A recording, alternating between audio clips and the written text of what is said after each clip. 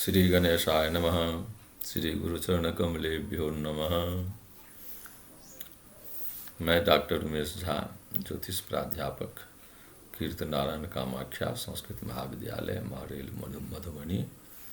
आज दिनांक 23 सितंबर 2020 ईस्वी को उपशास्त्री कक्षा के ज्योतिष गणित विषयक छात्रों के पाठ्य ग्रंथ में निर्धारित पाठ्य पुस्तक लीलावती में श्रेणी व्यवहार के अंतर्गत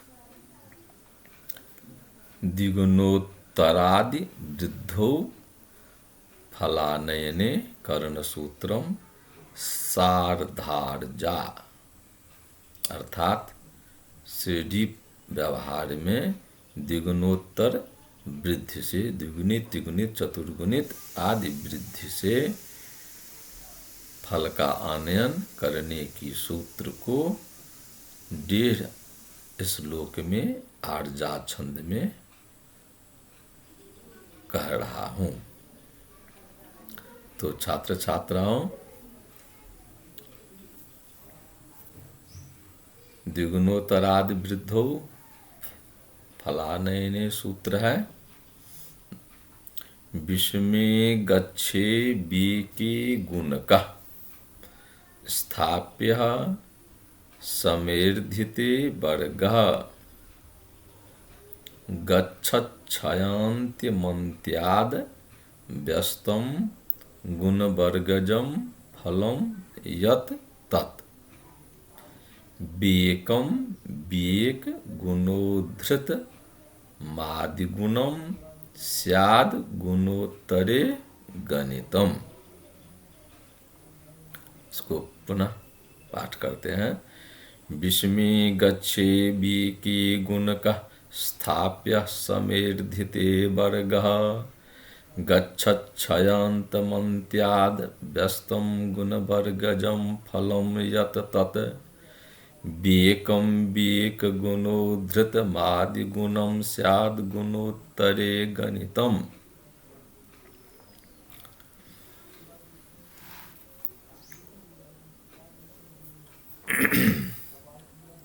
अब इसका अन्वयार्थक करते हैं। जत्र गच्छे विषमे अर्थात गच्छे माने पदे पदम विषमे अर्थात विषम संख्य का अर्थात जहां पर में गच्छ यानी पद विषम संख्यक है। तत्र गच्छे बीके कार्य, तो वहां अर्थात उस पद में बीकः कार्य, उस गच्छ में पद में एक घटा दे अर्थात एक घटा दे, घटाकर गुणकः स्थाप्य, तो गुणांक लिख दें। घटाकर गुणांक लिखें। यदि पदः गच्छः समे अर्थात समसंख्यकः सन्ति समसंख्यकाः सन्ति अर्थात जहाँ पर पद समान संख्या का हो समसंख्या का हो तो सति तदा तस्य समपदस्य अर्धः अर्थात अर्धितः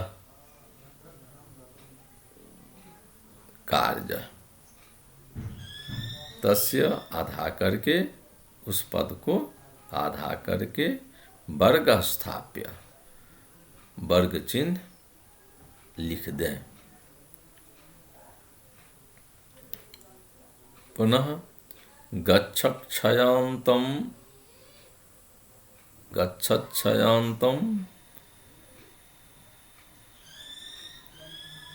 गुणको वर्गश्च स्थाप्य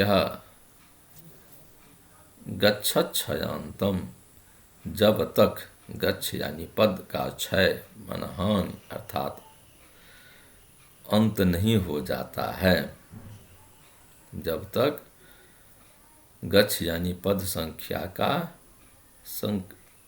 संख्या समाप्त न हो जाए, अर्थात समाप्त नहीं हो जाती है, तब तक यह करते रहना। इस प्रकार एक घटाने से, जैसे पूर्व में कहा गया है पद में एक घटाकर, तो इस प्रकार एक घटाने और आधा करने पर भी जब पद विषमांक ही हो तब गुणक चिन्ह, और जब पद समांक हो तब वर्ग चिन्ह करना, लिख देना, लगाना।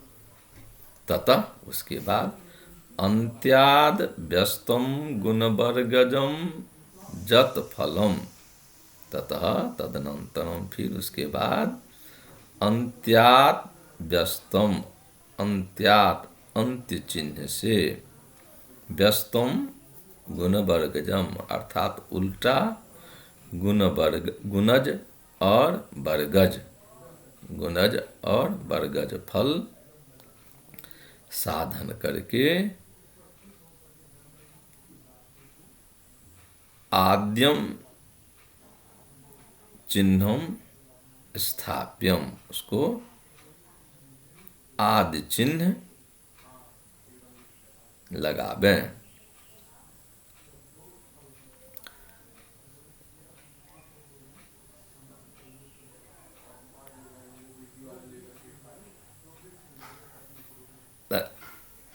आदि को तत्व्येकम, उसमें फिर एक घटाकर शेष में व्येक गुणोद्धृतम,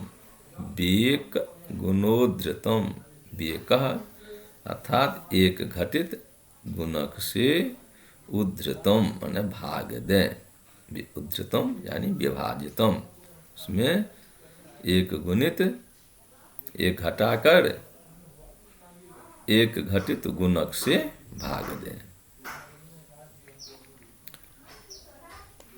तो लब्धे आदि गुणम, लब्धि को आदि अंक से गुणम अर्थात गुणितम कार्य अर्थात गुणा कर दें, लब्धि को आदि अंक से गुणा कर दें।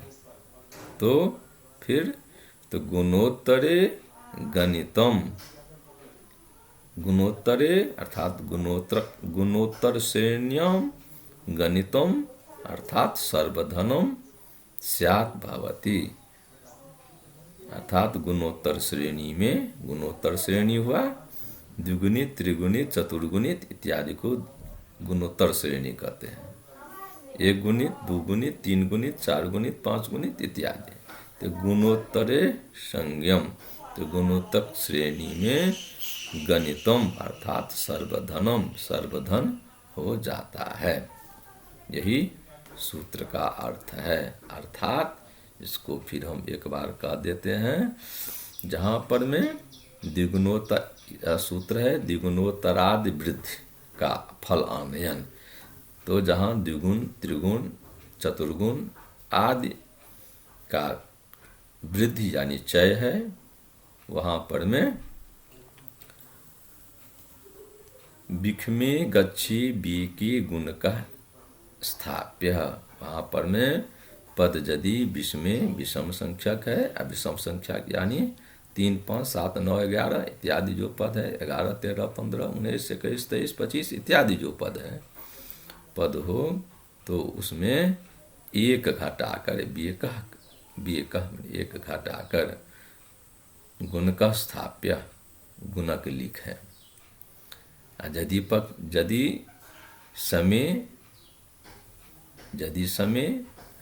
पद समय सम है अर्थात 2, 4, 6, 8, 10, 12, 14, 16, 18, 20 इत्यादि मैंने सम संख्यक पद है, तो उसका आधा कर दे। मान लीजिए जो 10 पद है तो उसका आधा 5 हो गया, तो यही आधा करके उसको हम वर्ग चिन्ह स्थापित करते हैं, वर्ग चिन्ह लिख देते हैं। तो इस प्रकार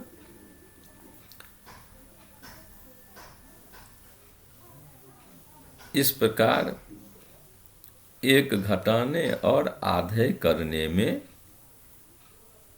जब विषमांक ही हो तब गुणक चिन्ह, और जब समांक हो तब वर्ग चिन्ह करना चाहिए, यानी करते रहना। एवं तब तक करते रहना जब तक पद की संख्या समाप्त न हो जाए, तब तक करते रहना है। फिर जब संख्या समाप्त हो जाए तब फिर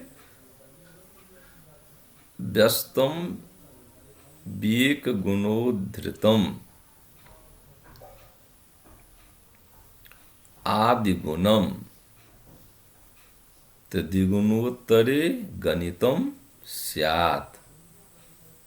उसमें आदि एक घटाकर शेष में घटाकर जो शेष हो उस शेष में एकोन गुणक से, अर्थात गुणक में भी एक घटाकर, वही एकोन गुणक कहलाता है। तो गुणक में एक घटाकर अर्थात एकोन गुणक से उद्धृतम भाग देने से लब्धि गुणोत्तरे गणितम, लब्धि आदि अंश, लब्धि को आदि गुणम आदि संख्या से गुना करके लब्धि को आदि संख्या से अंक से गुना करके तो गुणोत्तरे गुणोत्तर श्रेणी में गणितम अर्थात सर्वधन हो जाता है। तो यही सूत्रार्थ है। अब इसका उदाहरण ग्रंथकर्ता के द्वारा निर्दिष्ट है। तो उदाहरण है, पूर्वं वराटक युगम जेन द्विगुणोत्तरं प्रतिज्ञातं प्रत्यह मर्थजनाय समासे निष्काम ददाति कति। पूर्वं वराटक युगम जेन द्विगुणोत्तरं प्रतिज्ञातं प्रत्यहमर्थजनाय समासे निष्काम ददाति कति।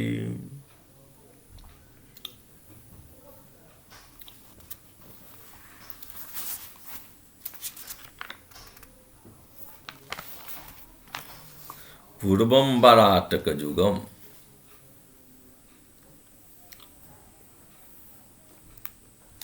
अर्थात कश्चित दाता पूर्वम पूर्व दिने प्रथमे दिने बाराटक युगम दो बाराटक द्विबाराटक अर्थजनाय याचक जनाय दानम ददाति।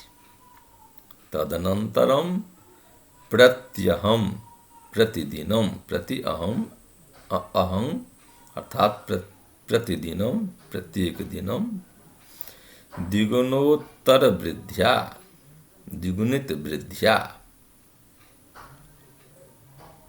प्रतिज्ञातम द्विगुणोत्तर वृद्ध्या अर्थजनाय दातुम प्रतिज्ञातम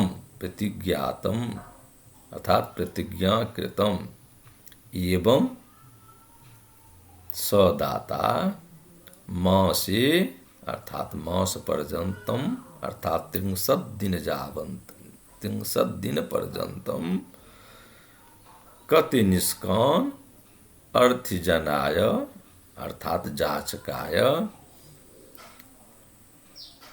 ददाति अर्थात दानं कृतवान इति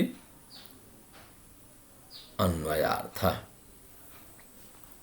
अर्थात कश्चित दाता मन कोई दानी राजा किसी दाता ने प्रत्यह दिन अर्थात प्रतिदिन बाराटक युगम 2 बाराटक अर्थजनाय दानम दत्तः 2 बाराटक प्रतिदिन 2 बाराटक दान देने का निश्चित प्रतिज्ञातम न निश्चय किया।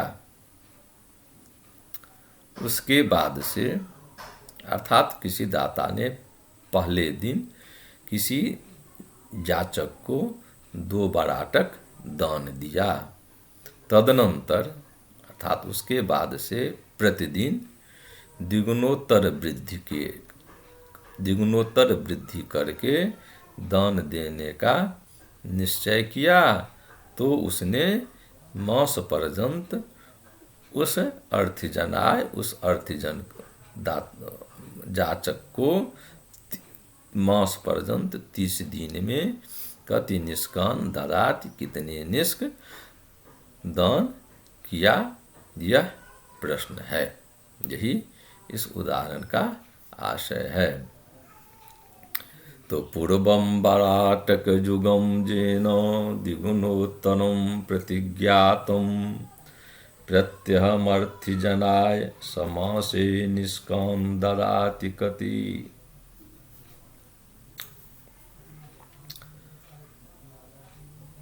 अत्र उदाहरणोक्त्या न्यासः क्रियते। अब हम गणित प्रक्रिया की ओर चलते हैं। तो इस उदाहरण के अनुसार हम न्यास करते हैं, लिखते हैं। तो क्या लिखते हैं? तो प्रश्न है, पहले दिन वह दाता ने 2 बराटक दान दिया, तो आदि हो गया 2। उसके बाद से प्रतिदिन 30 दिन तक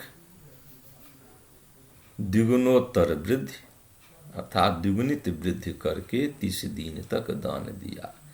तो आदि हो गया 2, गुणात्मक अर्थात चय हो गया 2। 30 दिन मास पर्यंत है, तो 30 दिन का महीना होता है, तो 30 जो है वह पद हो गया। अब इस सूत्र के अनुसार पूर्व सूत्रानुसार विस्मे गच्छे बी के गुण का स्थाप्य समेर्धिते वर्गः गच्छत् क्षयांत्यमन्त्याद् व्यस्तम गुणवर्गजम फलम यत तत् बीकम बीक गुणोद्धृतम आदि गुणम स्यात् गुणोत्तरे गणितम। इस सूत्र के अनुसार अब हम क्रिया करते हैं। इति सूत्रानुसारेण गणितम क्रियते, क्रिया करते हैं। तो यहाँ पर मैं पद संख्या 30 है। तो सूत्र कहता है, सूत्र के अनुसार से जहाँ पद सम हो वहाँ उस पद का आधा कर देना है। तो समें के पदे अर्धितः कार्य। तो यहाँ पर में पद 30 है, इसका हम आधा कर दिए तो 15 हो गया। तो इसको हम यहाँ पर में समय समसंख्यक में आधा कर दिया, तो आधा में हम वर्ग चिन्ह लगाते हैं। तो आधा में हम इस 15 को हम वर्ग चिन्ह लगा दिए, अर्थात 15 वर्ग लिख दिए। उसके नीचे अब उसको हम आधा करते हैं।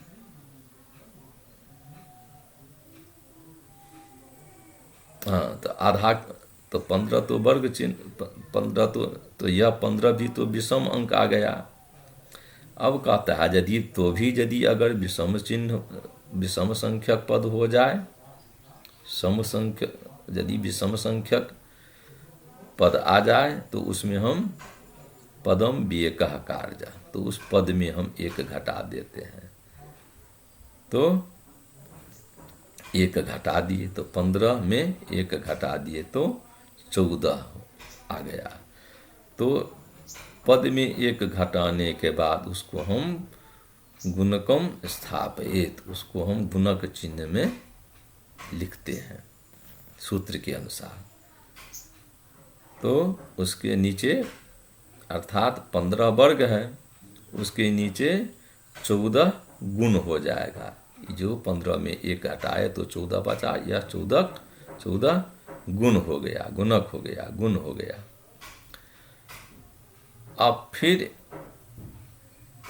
इसका हम ये तो फिर जब गुणक 14 हो गया तो यह तो 14 भी तो सम है, तो इस सम को भी हम आधा कर दिया। कहता है यदि सम पद हो जाए तो फिर उसका आधा करना, तो सम पद तो 14 सम पद आ गया, तो इस 14 का आधा किए तो 7 हो गया।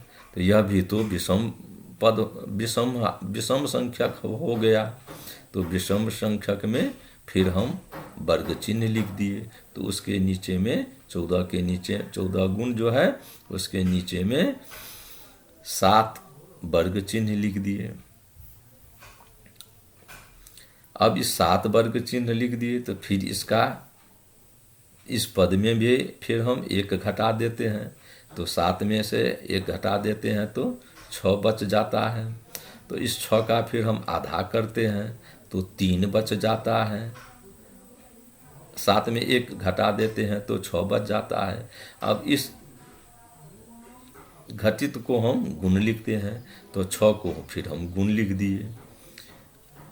अब इस 6 को सम पद में इसका आधा किए तो 3 हो गया, तो इसको आधा को हम वर्ग लिखते हैं तो 3 वर्ग हो गया।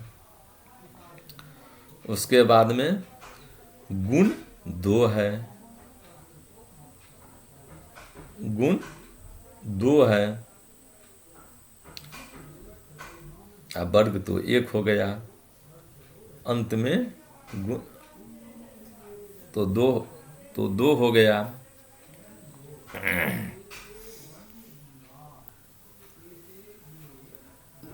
तो अच्छा यहाँ पर मैं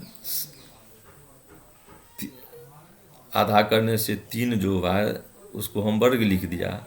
अब इस वर्ग 3 में फिर हम 1 घटाते हैं, इस चूँकि या तो विषम आ गया तो इस विषम में हम 1 घटाते हैं तो 3 घटे 1 तो 2 आ गया। अब इसका फिर हम आधा करते हैं, यह 2 जो आ गया तो यह तो गुण हो गया। अब इसका हम आधा करते हैं तो 2 का आधा 1 है। अब यह एक विषम अंक आ गया तो इसको हम वर्ग लिखते हैं तो 1 वर्ग हो गया। अब इसके बाद फिर इस वर्ग में यह वर्ग जो 1 आया है यह भी तो विषम अंक है, तो इसमें हम फिर 1 घटा देते हैं तो 0 बच गया, तो गुण हो गया 0। तो अर्थात हम न्यास का क्रम बताते हैं, सबसे ऊपर में 15, 30 का जो आधा 15 आया है बस उस 15 को हम सबसे ऊपर में 15 वर्ग लिखते हैं। उसके बाद में 15 में 1 हटा दिए तो 14 आ गया, तो इस 14 को हम गुण कर दिए, गुण लिख दिए दूसरे स्थान में उससे नीचे। अब इसके बाद में 14 में का आधा कर दिए तो ये आधा को वर्ग यानी 7 लिख दिया। फिर इस 7 को हम 1 घटा देते हैं तो 6 बच जाता है, तो उस 6 को हम गुना लिख दिए। फिर इस 6 को हम आधा कर दिए तो 3 बच गया, तो उसको हम वर्ग लिख दिए। फिर इस 3 वर्ग में हम 1 घटा दिए तो 2 बच गया, उसको हम गुण लिख दिए। फिर इस 2 में 1 घटा दिया तो 1 बच गया, तो इस घटाव को इसको हम वर्ग लिख दिया, अर्थात 1 वर्ग हो गया। अब इसका हम 1 में भाग देते हैं तो 0 बच जाता है। अरे 1 में हम फिर 1 घटा देते हैं तो 0 बच जाता है, तो 1 घटे 1 बराबर 0, अंतिम गुण 0 हो, तो इसको हम गुण लिख दिए। तो इस प्रकार सबसे ऊपर 15 वर्ग, उसके नीचे 14 गुना, उसके नीचे 7 वर्ग, उसके नीचे 6 गुण, उसके नीचे 3 वर्ग, उसके नीचे 2 गुण, उसके नीचे 1 वर्ग और उसके नीचे 0 गुण। यह न्यास क्रम आ गया।